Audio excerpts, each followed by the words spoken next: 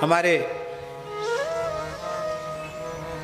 एक उड़ीसा के संत यहाँ बैठे हैं, नित्यानंद दास जी, जो पंच सखा में बलराम दास जी का है ना, बलराम दास जी पंच सखा में, उड़ीसा के पंच सखा प्रसिद्ध हैं, उनमें एक बलराम दास जी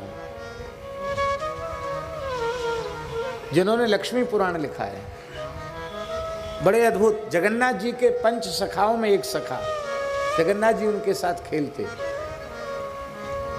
क्या कहें, समय पूरा हो जाता है, हमको आज सिंथल दर्शन भी करना है, लेकिन बात ऐसी आ गई सामने। महाराज जी बलराम दास जी महाराज, जगन्नाथ जी उनके साथ खेलते हैं और वो जगन्नाथ भगवान के सामने गाते हैं, पखावज बजाते हैं और तानपुरा बजा करके शास्त्रीय शैली में गायन करते हैं। तो उच्च कोटि के गवैया भी थे, लेखक भी थे, रचयिता भी थे।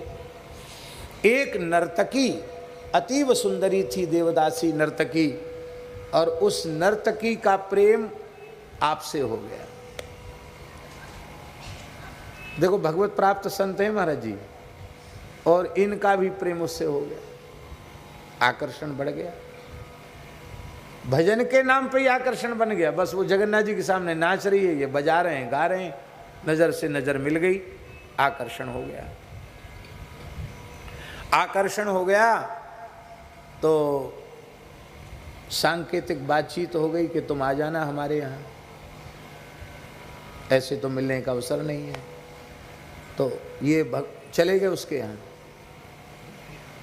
नृत्यांगना के यहाँ चले गए। रात को चले गए, और चले गए तो प्रयोजन क्या था वो तो कहने की आवश्यकता नहीं।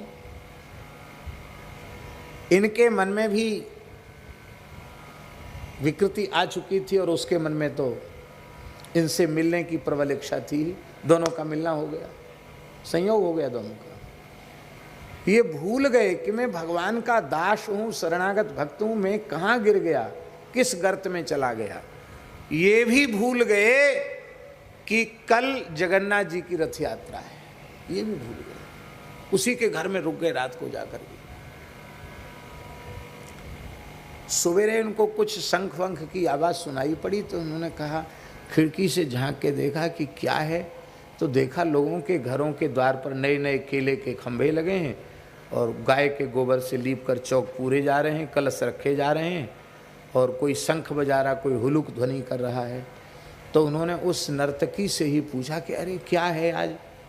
अरे बोले तुम भूल गए, आज जगन्नाथ जी की रथ यात्रा है। इतना सुनते ही महाविरह हो गया जगन्नाथ जी का, हाहाकार कर उठे।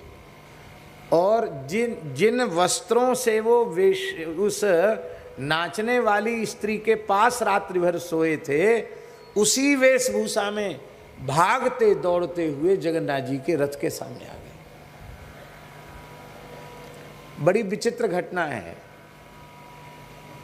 इससे आप यह मत सोच लेना कि भगवान के भक्त को ऐसा होना चाहिए। भगवान की करुणा बताना चाहते हैं हम, भगवान की करुणा कैसी है ये कहना चाहते हैं।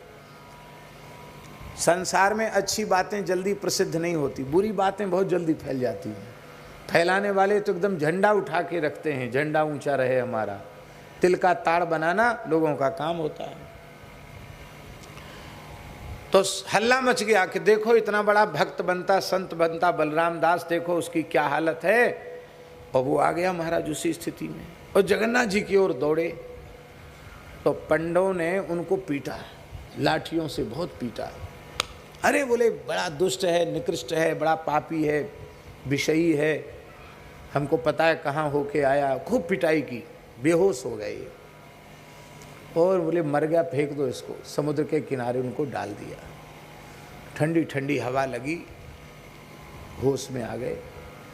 मन में सोचने लगे कि भगवान जगन्नाथ कितने करुणामय हैं। आखिर तो हम जीव हैं, हमसे भूल हुई, हम भगवान को भूल गए और हमारा पतन हो गया। तो ठीक है, दंड तो हमको मिलना ही चाहिए। अच्छा हुआ भगवान ने अपने पार्षदों से हमको पिटवा दिया, बहुत अच्छा हुआ। लेकिन उन्होंने कहा कि खबरदार आप जगन्नाथ जी के सामने मत आना, तो मैं जगन्नाथ महाप्रभु का दर्शन किए बिना कैसे जी पाऊंगा। रोने लगे, मैं रथ यात्रा का दर्शन नहीं कर सकता, रोने लगे।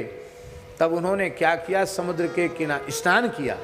स्नान करके समुद्र की बालू में ही 3 रथ बनाए, बालू के उंगली से आकार करके, एक जगन्नाथ जी का, एक बलभद्र जी का, एक सुभद्रा जी का।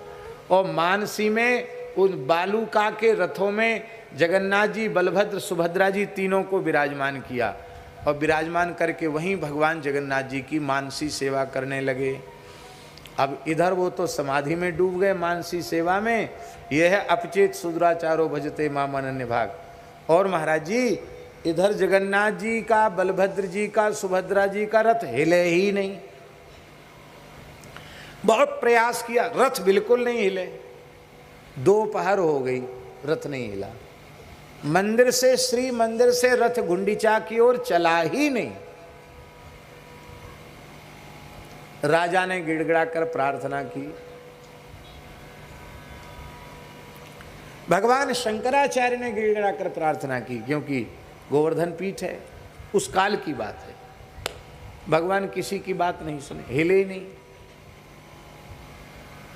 आखिर राजा ने कहा, महाराज कुछ न कुछ उपाय तो बताना पड़ेगा, नहीं तो ये सनातन परंपरा नष्ट हो जाएगी आपकी रथ यात्रा की।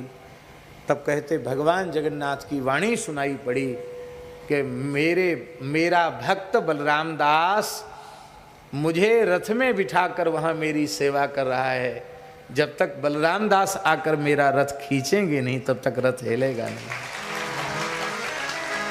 और तुमने बलराम दास पर प्रहार नहीं किया, मेरे ऊपर लाठियों से प्रहार किया। मेरी पीठ देखो, तो जगन्नाथ जी की पीठ देखी तो उस पर लाठियों के चिन्ह थे।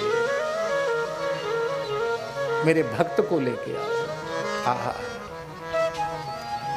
इसलिए भगवान की शरण में चाहे जैसा जीव आ जाए, भगवान उसको त्यागते नहीं है।